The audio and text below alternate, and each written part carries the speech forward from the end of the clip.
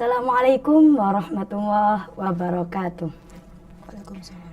Halo sahabat mahasiswa dan peserta setia Fada FM Reborn. Kembali lagi dengan saya Nazilatul Zainiyah yang kembali menemani Anda dalam talkshow kita kali ini.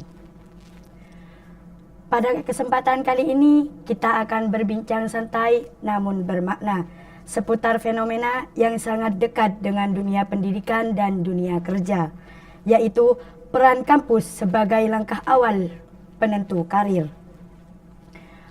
Di tengah persaingan global saat ini, banyak yang masih meyakini bahwa kampus menjadi tolak ukur pertama dalam menilai potensi dan kesiapan seseorang untuk terjun ke dunia profesional.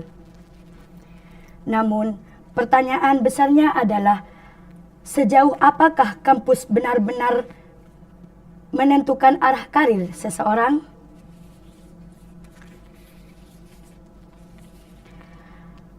Nah, melalui episode dengan tema karir sebagai langkah awal penentu kampus sebagai langkah awal penentu karir, kita akan mengulas bagaimana lingkungan kampus membentuk mindset, kompetensi dan peluang mahasiswa dalam memasuki dunia kerja. Kita juga akan membahas bagaimana pemanfaatan pengalaman organisasi, akademik, magang, serta jaringan kampus dapat menjadi bekal awal menuju karir yang lebih terarah. Telah hadir bersama kita narasumber yang sangat luar biasa, yaitu Ibu Desi, salah satu dosen di Universitas Nurul Jadid, yang mana beliau akan berbagi pemandangan dan pengalaman terkait peran kampus sebagai pondasi untuk karir ke depan. Baik, Assalamualaikum Ibu. Waalaikumsalam. Salam kenal ya Mbak Sisil. Okay. Baik Ibu, selamat siang Ibu. Apa kabar Ibu? Selamat siang. Baik, alhamdulillah.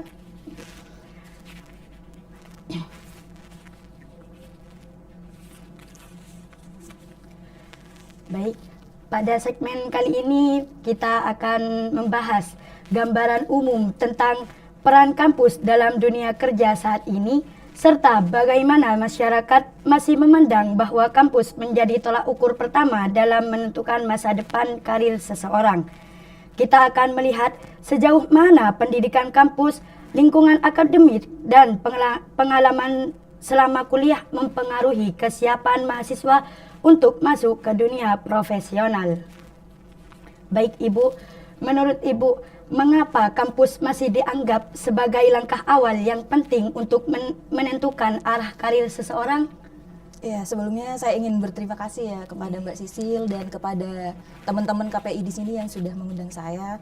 Senang sekali bisa sharing ya hari ini. Jadi saya setuju memang kampus itu merupakan langkah awal ya sebagai kita untuk menentukan karir atau profesional ke depannya. Kenapa? Karena di kampus itu kita kan banyak belajar.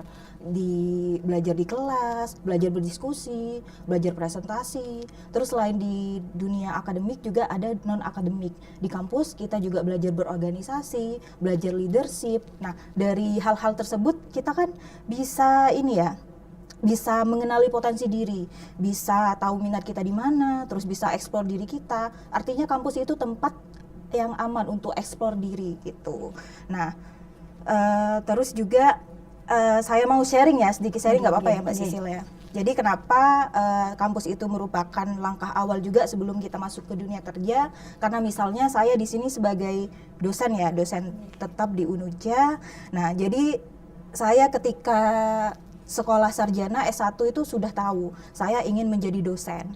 Makanya ketika sekolah sarjana S1 saya itu aktif ikut penelitian atau kolaborasi penelitian bersama dosen. Jadi ketika ada dosen nanya di kelas, ini siapa yang pengen jadi asisten saya gitu, atau ada nggak yang mau kolaborasi riset sama saya gitu. Makanya saya selalu angkat tangan, selalu mau diajak kolaborasi gitu. Terus saya udah tahu saya pengen jadi dosen, jadi saya harus lanjut S2. Nah, begitu selesai S1 saya langsung lanjut S2 di UGM gitu. Nah, di UGM itu kebetulan karena prodi saya manajemen itu dibagi menjadi dua macam di situ. Jadi ada manajemen yang khusus untuk akademisi. Nah, untuk akademisi ini artinya manajemennya itu fokus menjadi dosen, menjadi akademisi, menjadi peneliti. Jadi nanti ketika keluar gelarnya juga Master of Science in Management gitu. Jadi memang khusus S2 untuk menjadi akademisi. Nah, yang S2 satunya di bidang manajemen satunya itu manajemen MM gelarnya. Nah, itu untuk yang praktisi. Jadi kalau di UGM itu manajemen sendiri dibagi menjadi dua. Ada yang untuk akademisi, ada yang untuk praktisi. Nah, saya itu karena saya sudah tahu dari kuliah, oh saya ingin menjadi dosen. Makanya saya pilih S2 yang memang jurusannya kurikulumnya untuk akademisi. Makanya saya akhirnya pilih S2 di UGM. Nah, begitu di UGM juga saya itu langsung daftar kolaborasi dengan profesor-profesor yang ada di UGM. Nah, itu kan akhirnya menjadi arah atau cikal bakal saya ya untuk menjadi dosen, itu menjadi bekal gitu. Makanya saya itu selalu berpesan ya kepada mahasiswa saya. Jadi kalau jadi mahasiswa itu jangan jadi mahasiswa yang hanya kupu-kupu. Tahu nggak Mbak Sisil kupu-kupu itu? Kuliah pulang. Nah, jadi jangan cuma jadi mahasiswa yang kuliah pulang ya. Jadi nggak tahu atau nggak dapat pengalaman yang banyak itu. Jadi kalau selama kuliah ya itu langkah awal lah kita untuk mengenal diri kita gitu. Baik Ibu. Lalu menurut Ibu nih, faktor apa saja yang bisa membuat pengalaman selama kuliah sangat berpengaruh terhadap peluang karir setelah lulus? Kalau faktor itu banyak ya. Bisa dari faktor akademik, bisa juga non akademik. Jadi faktor akademik itu bukan satu-satunya faktor yang menentukan kita ketika lulus kuliah ya. Jadi kalau di akademik kita kan pasti belajar presentasi di situ. Nah, presentasi kan akhirnya kita belajar ngomong, belajar public speaking. Kayak misal di sini juga praktek. Berarti kan langsung mata kuliahnya langsung praktek. Mbak Sisil di sini menjadi host, terus teman-teman ada yang jadi produser, ada yang jadi content creator. Nah, itu kan akhirnya menjadi bekal ketika kuliah juga gitu.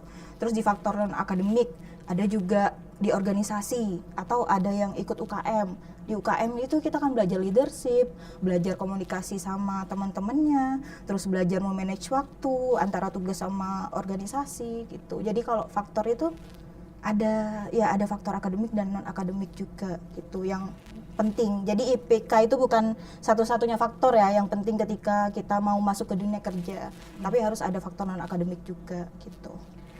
Lalu menurut Ibu nih, bagaimana cara membentuk mindset mahasiswa tentang dunia kerja sejak awal mereka itu masuk kuliah? Mungkin. Kalau membentuk mindset kampus itu dari awal sudah sedikit banyak pasti sudah membentuk mindset untuk masuk ke dunia kerja. Bisa dimulai dari orientasi. Kalau di orientasi kita kan belajar menghargai waktu, belajar disiplin. Di kelas juga kita belajar dikasih tugas, belajar presentasi, belajar kalau presentasi itu kan ada yang kelompok juga, belajar diskusi juga. Di situ kan sudah menjadi awalan lah, kurang lebih membentuk mental kita. Jadi kalau di kelas itu kan sedikit gambaran lah ketika kita akan mau masuk ke dunia kerja seperti itu. Gitu. Lalu Bu, bagaimana hubungan antara pendidikan kampus dengan kesiapan mahasiswa dalam menghadapi dunia kerja yang sangat kompetitif? Kita kasih contoh di Unuja aja ya. Jadi kalau di Unuja itu gimana dunia kampus biar bisa menghadapi dunia kerja yang semakin kompetitif ya. Itu. Jadi kalau di Unuja sendiri meskipun mata kuliah prodi yang berbasis agama itu juga ada mata kuliah kewirausahaan. Jadi meskipun prodinya ilmu Al-Quran dan tafsir atau pendidikan agama Islam atau hal prodi-prodi yang lain berbau agama itu juga ada pendidikan kewirausahaan gitu. Nah, dari kewirausahaan itu sendiri kalau di Unuja kebetulan didukung juga sama Warek 1 ya, Pak Fadli Nur Hidayat. Jadi Pak Fadli itu mendukung mahasiswa untuk berwirausaha. Kalau yang semester lalu itu Unuja mengadakan ada pameran entrepreneurship itu. Jadi di pameran tersebut anak-anak yang mengampu mata kuliah kewirausahaan itu memamerkan produk atau jasanya di kampus. Nah, dari situ kan termasuk dukungan kampus ya untuk menghadapi dunia kerja. Jadi kampus itu juga menciptakan anak-anak itu peluang, jadi juga menciptakan peluang ya, bukan hanya untuk mencari kerja gitu. Jadi kalau di Unuja sendiri itu kewirausahaan jadi mata kuliah wajib umum gitu. Nah, itu kan juga salah satu bentuk dukungan kampus ya. Oke, baik Ibu. Luar biasa sekali pemirsa, dari penjelasan Bu Devi tadi terlihat jelas bahwa peran kampus sebagai pondasi awal karir tidak hanya terletak pada gelar ataupun status akademik semata, melainkan pada proses pengembangan diri, pengalaman, dan kesiapan mahasiswa dalam membaca peluang. Selanjutnya, kita akan masuk pada pembahasan mengenai bagaimana kampus dapat membangun motivasi, mindset, serta keterampilan yang dibutuhkan mahasiswa untuk menilai karir dan menghadapi persaingan dunia kerja secara matang.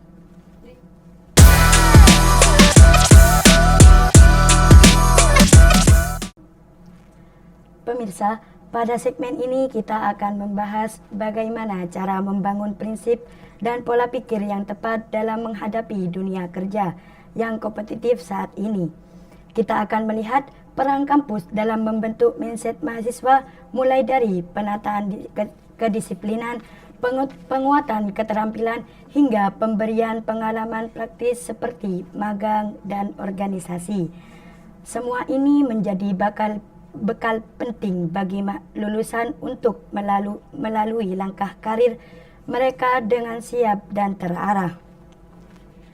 Baik Ibu, menurut Ibu nih, mindset seperti apa yang perlu dibangun mahasiswa sejak di bangku kuliah untuk memasuki dunia kerja yang kompetitif?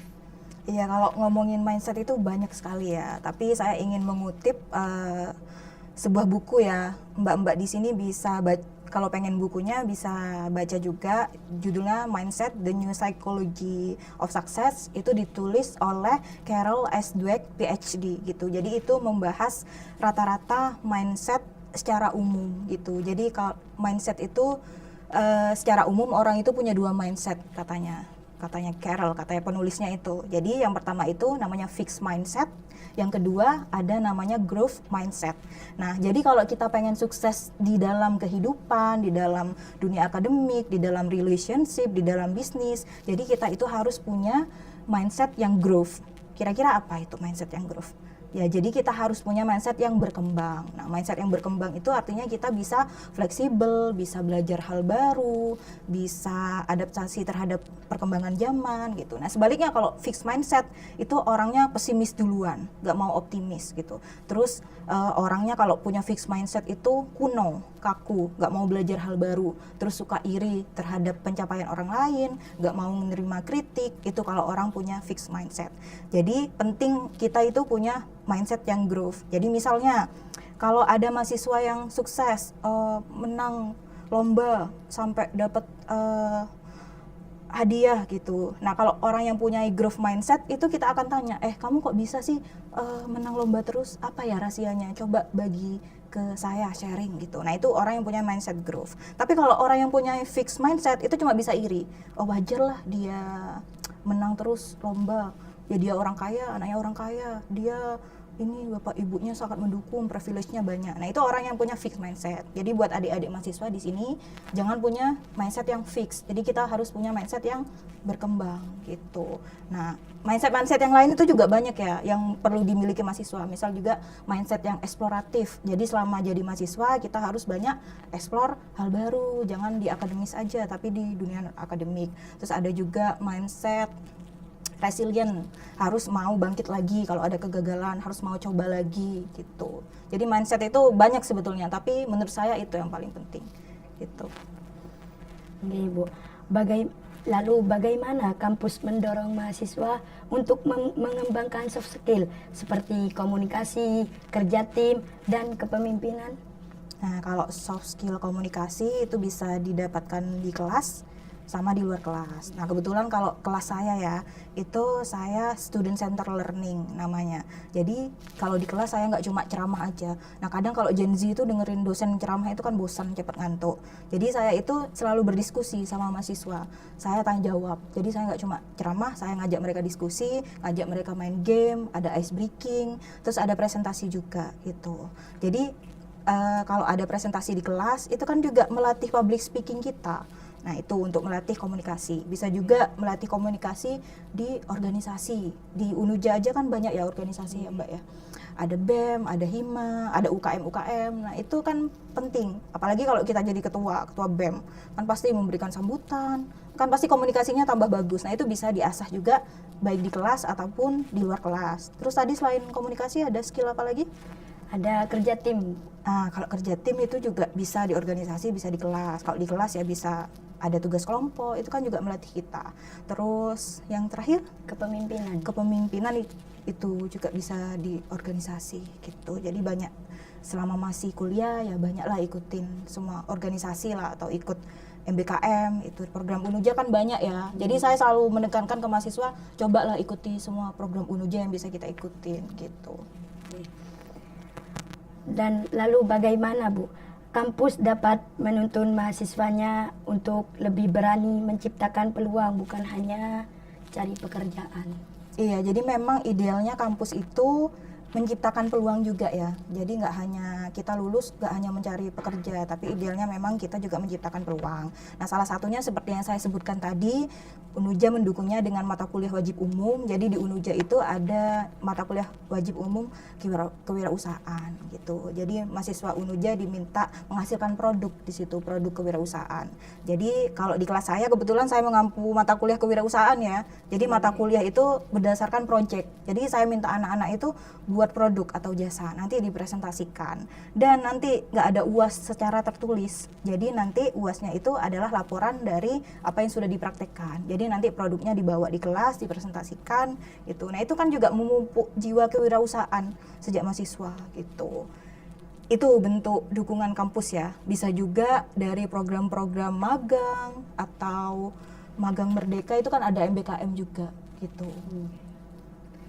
Lalu ini Bu, apakah program magang atau praktik di lapangan itu masih menjadi modal utama bagi mahasiswa untuk mendapatkan gambaran nyata tentang dunia kerja?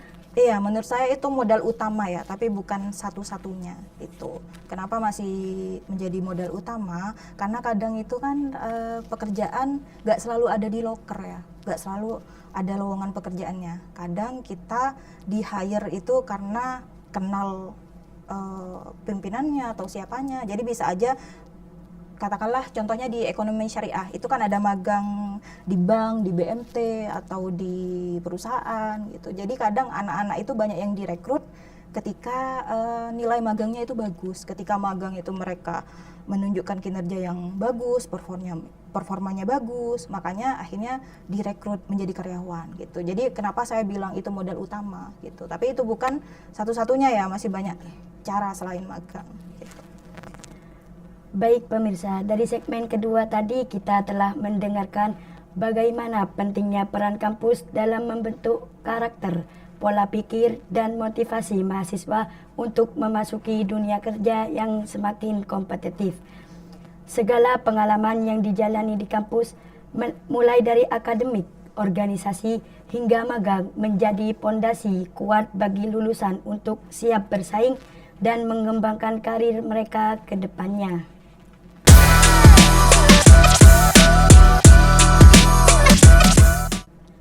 Baik pemirsa, pada segmen terakhir ini kita akan membahas, merangkum dan memperdalam kembali poin-poin penting yang telah kita bahas, sekaligus mendengarkan pesan penutup dari narasumber kita. Momen ini menjadi kesempatan yang tepat untuk menggali satu atau dua nasihat praktis yang dapat kita terapkan langsung oleh mahasiswa dan calon lulusan, terutama dalam memaksimalkan peran kampus sebagai langkah awal untuk membangun karakter dan yang lebih terarah dan berdampak.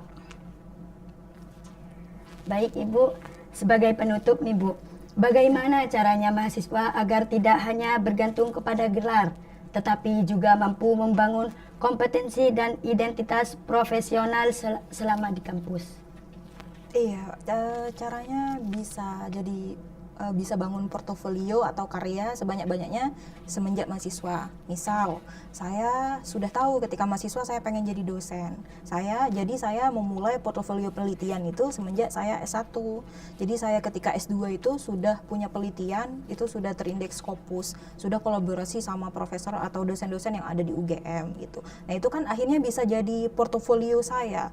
Jadi saya nggak hanya bergantung pada gelar saya S2, tapi saya juga punya portofolio atau penelitian di Scopus. Karena kalau jadi dosen itu kan harus tridharma ya, tridharma perguruan tinggi itu ada pengajaran, penelitian, sama pengabdian masyarakat. Jadi penelitian itu mesti dilirik sama calon kampus. Misal saya ingin melamar menjadi dosen di Unuja, itu kan akhirnya rekruternya atau Unujanya kan pasti melihat, oh si Bu Desi ini penelitiannya sudah di bidang apa aja ya, sudah punya Scopus belum ya itu. Jadi kita nggak hanya bergantung pada gelar, jadi bangun portofolio dan karya sejak masa kuliah. Misal juga mbak-mbak di sini, ini kan juga termasuk bangun portofolio.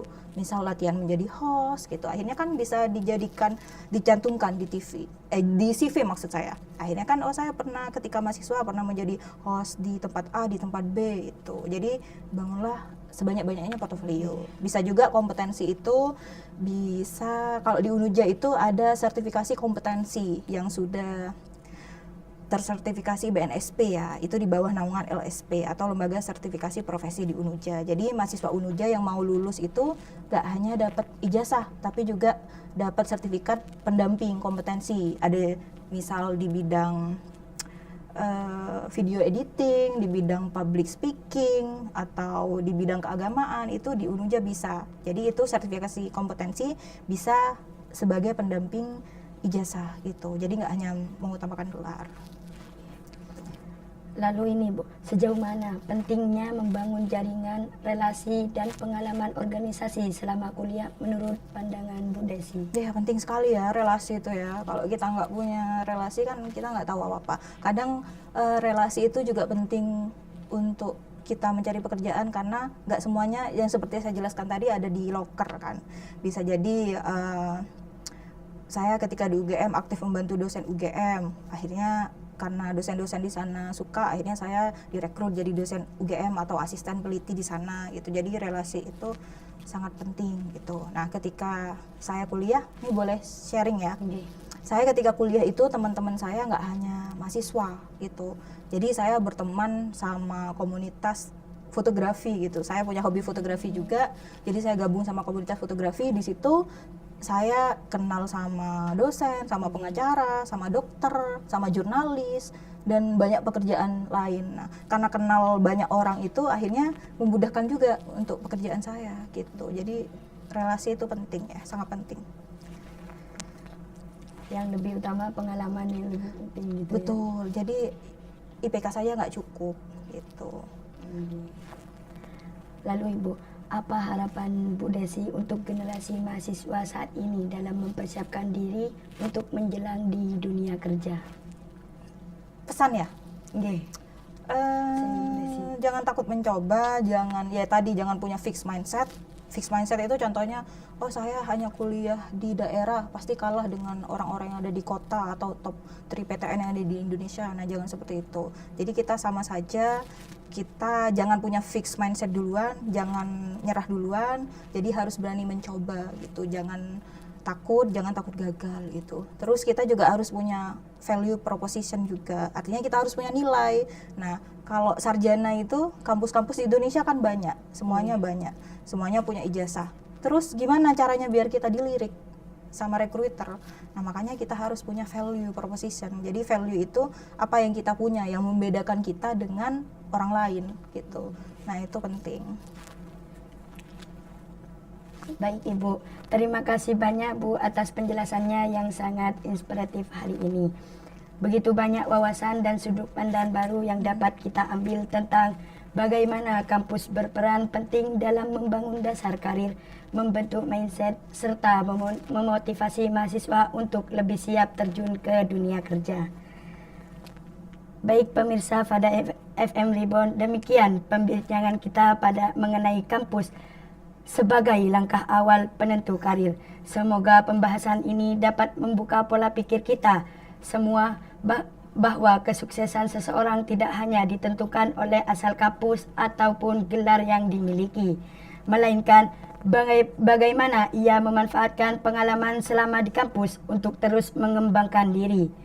Kampus adalah titik awal, bukan hanya batasan. Kesempatan karir akan terbuka lebih lebar bagi siapapun yang mau belajar, berusaha, dan menggali kompetensi dirinya. Saya Nazilatul Zainiah pamit undur diri. Sampai jumpa pada episode berikutnya. Wassalamualaikum warahmatullahi wabarakatuh.